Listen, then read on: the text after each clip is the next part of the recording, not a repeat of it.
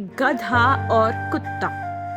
एक बार एक गांव में सोमू नाम का एक व्यापारी रहता था। उसके पास एक कुत्ता और एक गधा था।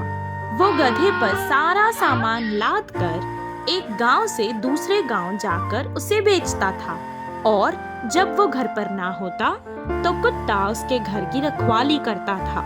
ये बात गधे को पसंद नहीं थी कि वो मेहनत करे और कुत्ता आराम से घर पर बैठा रहे। कुत्ते को भी गधे से नफरत थी, क्योंकि उसको लगता था कि उसका मालिक सिर्फ उसका ही ख्याल रखता है और उसी को ताजे ताजे खाने देता है। एक दिन उसे गांव जाने के लिए जंगल से गुजरकर जाना था, इसीलिए उसने कुत्ते को भी अपनी हिफाजत के लिए साथ ले गया। वो दोनों सारे रास्ते में कुछ बात नहीं कर रहे थे। दोनों हमेशा से एक साथ रहते थे, पर फिर भी अजनबी जैसे ही थे। सोमू रास्ते में एक गांव में रुककर कुछ और सामान खरीदकर अपने गधे पर लाद कर ले जाने लगा। कुछ देर बाद थक कर सोमू एक पेड़ के नीचे आराम करने बैठ गया। थका हुआ सोमू कुत्ते के साथ होने के कारण बेफिक्री से सो गया। कुत्ता भी वहीं उसके पास बैठ गया। उन दोनों को अब बहुत भूख लग रही थी, पर मालिक सोया हुआ था देखकर वो चुप रहे। गधा उसके पैरों के पास की घास खाने लगा। कुत्ता ने भी बहुत देर ढूंढा, पर उसे कुछ खाने को नहीं मिला। वो गधे के पास आया और कहने लगा, कितने अच्छे से तुम घास खा रहे हो, मुझे तो खाने के लिए कुछ मिल ही नहीं रहा है। भूख से मेरी हालत खराब होती जा रही है। अगर तुम मेरी मदद करोगे और थोड़ा सा झुक जाओगे तो मैं भी कुछ खा लूंगा, तुम्हारे ऊपर रखी बोरियों में से। नहीं, मैं तुम्हारी कोई मदद नहीं कर सकता। तुम मालिक के उठने तक थोड़ा सब्र कर लो। अगर तुमसे वो नहीं होता तो जाओ मालिक को उठा लो। कुत्ते को डर था कि अगर उसने मालिक को जगा दिया तो वो उसे उठकर मारेगा, इसीलिए वो डर कर चुपचाप बैठ गया। कुछ देर में वहाँ से एक भेड़िया गुजर रहा था। जब उसने गधे को देखा तो उसके मुंह में पानी आ गया। वो उसका शिकार करना चाहता था। जब गधे ने भेड़िए को देखा तो वो डर गया, और अगर वो भागेगा तो मालिक उसे नहीं छोड़ेगा सोचकर वो कुत्ते के पास गया और कहने लगा, जाओ अभी मालिक को उठाओ, वरना ये भेड़िया मुझे खा जाएगा।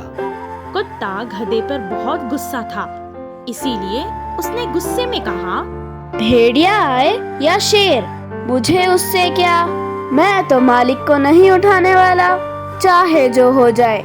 गधे को अपनी गलती का एहसास हो गया और उसे क्षमा मांग ली, और वो जमीन पर बैठ गया। बहुत देर से भूखा कुत्ता उसकी बोरी से रोटी निकाल कर खा लिया और फिर जोर जोर से भौंककर मालिक को उठाने लगा। भेड़िए ने उसकी आवाज सुनी और वो डरकर भाग गया। उस दिन से गधे और कुत्ते में दोस्ती हो गई। भेड़िए को सबक सिखाने वाला बकरी। एक जंगल में एक भेड़िया था। वह बहुत ही चालाक था। कोई भी छोटा जानवर दिखा तो उसे नहीं छोड़ता था। अगर कोई अपनी बुद्धि का प्रयोग करने की कोशिश किया तो ये उससे भी बड़ी चाल चलकर मार के खा जाता था। उसी जंगल में एक छोटे से घर में बकरी अपने तीनों बच्चों के साथ रहती थी। उन सब के घास चरने बाहर आने वाले बकरी और उसके बच्चों को देखते ही उसके मुंह में पानी आ जाते थे। अरे बकरी के बच्चे तो बहुत नरम नरम है रे। माँ बकरी के बिना अकेले किसी न किसी दिन तो दिखेंगे ना, तब देख लूंगा इन्हें करके सोचता था। उन बकरी के बच्चों को खाने की अक्सर भेड़िया कोशिश करता था, लेकिन हमेशा माँ बकरी के साथ होने से वह कुछ भी नहीं कर पाता था। एक दिन माँ बकरी को काम से बाहर जाना पड़ा। फिर माँ बकरी ने जाते जाते कहा, बच्चों ध्यान से सुनो, मेरे अलावा कोई भी आए तो दरवाजा मत खोलना। बोलते हुए कुछ सावधानियां बरतने को बताकर चली गई। ये सब कुछ छुपकर भेड़िया देख रहा था। आहा, यही अच्छा मौका है रे। माँ बकरी के लौटने से पहले ही किसी भी तरह से बकरी के बच्चों को खाना ही होगा। माँ बकरी के जाने के थोड़ी देर बाद भेड़िया बकरियों के घर जाकर बोला, मैं हूँ बच्चों, तुम्हारी माँ, दरवाजा खोलो बच्चों करके बोला। तो अंदर के बकरी के बच्चों को वह आवाज अपनी माँ की नहीं लगी। तो बच्चों ने कहा, तुम हमारी माँ नहीं हो, हमारी माँ की आवाज ऐसे नहीं होती। तब भेड़िया वहाँ से चला गया। थोड़ी देर बाद दूसरी चाल से फिर से आकर बकरी की आवाज बदलकर बोला, दरवाजा खोलो बच्चों। माँ वापस आ गई करके दरवाजे के छेद से बच्चों ने देखा तो उसके पैर काले रंग में दिखे। बच्चों ने कहा, तुम हमारी माँ नहीं हो, हमारी माँ के तो सफेद पैर होते हैं। तब भेड़िया ने सोचा, अरे क्या रे, ये तो बच्चे करके सोचा तो ये मुझसे ज्यादा चालाक हो रहे हैं। अब मैं बताता हूँ इन्हें। सोचकर तेजी से जाकर पैरों को सफेद रंगवा के फिर से आया और बोला, चल चल के पैर दुख रहे हैं, दरवाजा खोलो बच्चों। इस बार गले की आवाज और पैर अपनी माँ के जैसे ही होने पर बकरी के बच्चों ने दरवाजे को खोला। तो तुरंत भेड़िया ने सामने के दो बच्चों को खाकर उधर से चला गया। थोड़ी देर बाद माँ बकरी के वापस आने तक एक बच्ची ही कांपती हुई रोती दिखी। पूरी बात जानकर माँ बकरी गुस्से से भेड़िया के गुफा में गई। भूख मिटने से गहरी नींद में सो रहे भेड़िए के पेट को काटकर उसके बच्चों को धीरे से बाहर निकाली और थोड़े पत्थरों को डालकर वापस पेट को सील के बच्चों को लेकर पास के पेड़ के पीछे चली गई। थोड़ी देर बाद उठने वाले भेड़िए को उससे पहले क्या हुआ नहीं पता था।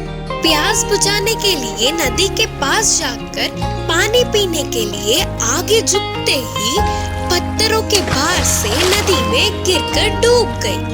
भेड़िए से पीछा छूटने पर बकरी और उसके बच्चे बहुत खुश हुए। उस दिन से वे जंगल में खुशी से आजाद घूमने लगे। इस कहानी की नीति है कि हमारे दुष्ट विचार हम पर ही भारी पड़ते हैं। मुर्गी और बतख। एक बार एक गांव में एक मुर्गी रहती थी। एक दिन वो जब खाने की तलाश में नदी के पास आई तो एक बतख ने उसे देखा और उसके पास आई और कहने लगी, ओ मुर्गी, क्या तुम मेरे साथ खेलोगी? मुर्गी ने बहुत घमंड से जवाब दिया, मैं और तुम्हारे साथ खेलूं? ना बाबा, मुझे तो अकेले खेलना ही पसंद है। वहीं पास से एक भेड़िया गुजर रहा था। जब उसकी नजर मुर्गी पर पड़ी तो उसके मुंह में पानी आ गया और उसका शिकार करने के लिए वो मुर्गी के पास आने लगा। मुर्गी ने भेड़िए को देखा पर वो कुछ कर नहीं सकी क्योंकि आगे पानी था तो पीछे भेड़िया। बेचारी डर कर यहाँ वहाँ देखने लगी।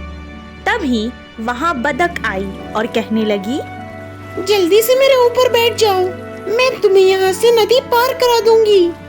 मुर्गी उसकी बात मानकर तुरंत उसके पीठ पर बैठ गई और वो दोनों नदी के उस पार जाने लगे। भेड़िए ने उसे देखा और वो बहुत उदास हो गया और वहाँ से चला गया। मुर्गी बतख से कहने लगी, मैंने तुमसे खेलने के लिए मना कर दिया था और तुमसे बहुत बुरे लहजे से बात की थी, मुझे माफ कर दो। उस दिन से वो दोनों बहुत अच्छे दोस्त बन गए। मक्कार बिल्ला। एक बार एक जंगल में एक पेड़ के अंदर एक कौवी रहती थी। एक दिन जब वो खाने की तलाश में गई तो वापस घर आने में थोड़ी देर हो गई। जब वो घर पर नहीं थी तो एक खरगोश चुपके से उसके घर में घुस गया। जब वो वापस अपने घर आई तो खरगोश को देखकर हैरान हो गई और पूछने लगी, तुम कौन हो और यहाँ मेरे घर में क्या कर रहे हो? ये मेरा घर है। जब मैं यहाँ नहीं थी तो तुम चुपके से मेरे घर में घुस आए। चलो अब जाओ यहाँ से। खरगोश ने जवाब दिया, इस जंगल में पेड़ पौधे नदी जमीन सब किसी एक का नहीं, सबका है। जो यहाँ पहले आया वह यहाँ रहेगा। मैं यहाँ पहले आया हूँ, इसीलिए ये अब मेरा घर है। तुम जाओ कोई और जगह ढूंढ लो। मेरे घर में आके मुझे ही जाने को कह रहे हो? अब तुम्हारी खैर नहीं। एक आखिरी बार कहती हूँ, जाओ यहाँ से, वरना तुम नहीं बचोगे। ठीक है, चलो देखते हैं कि कौन ज्यादा ताकतवर है। चलो किसी से इसका इंसाफ कराते हैं। ठीक है, पास ही में एक बिल्ला रहता है, वो हर किसी का इंसाफ करता है। चलो उसके पास चलते हैं। क्या कहा तुमने? बिल्ली? बिल्ली कितनी भी समझदार क्यों ना हो, चोरी और मक्कारी तो उसके खून में होती है। बिल्ली तो जानी ही जाती है मक्कारी से, और तुम चाहते हो कि मेरा इंसाफ एक बिल्ली करे? ऐसा कभी नहीं हो सकता। एक बार फिर से सोच लो। शायद तुम उसके अक्लमंदी और इंसाफ के बारे में नहीं जानते। इस जंगल में सभी लोगों की परेशानियाँ उसी ने हल की है। तुम मेरी बात मानो और चलो उसके पास। खरगोश ना चाहते हुए भी वहां जाने के लिए राजी हो गया।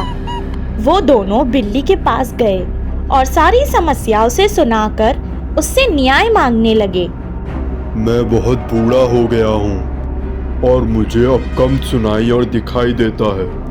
तुम्हें जो भी कहना है मेरे पास आकर कहो।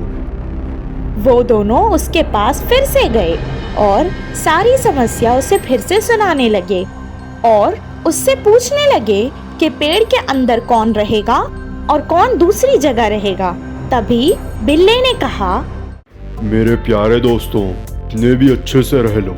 आखिर एक दिन सभी को मरना है। हमारे साथ जाने वाले हमारे अच्छे कर्मी ही होते हैं। कुछ भी हो जाए, तुम दोनों हमेशा अच्छे काम ही करना और कभी बुराई का साथ मत देना।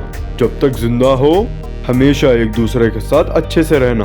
और इतना कह के वो धीरे धीरे उनके पास आने लगा और एक ही झपटे में उन दोनों को अपने पंजे से पकड़ लिया और इनका शिकार कर लिया। इस कहानी से हमें ये शिक्षा मिलती है कि मक्कार लोगों को कभी भी अधिकार नहीं देना चाहिए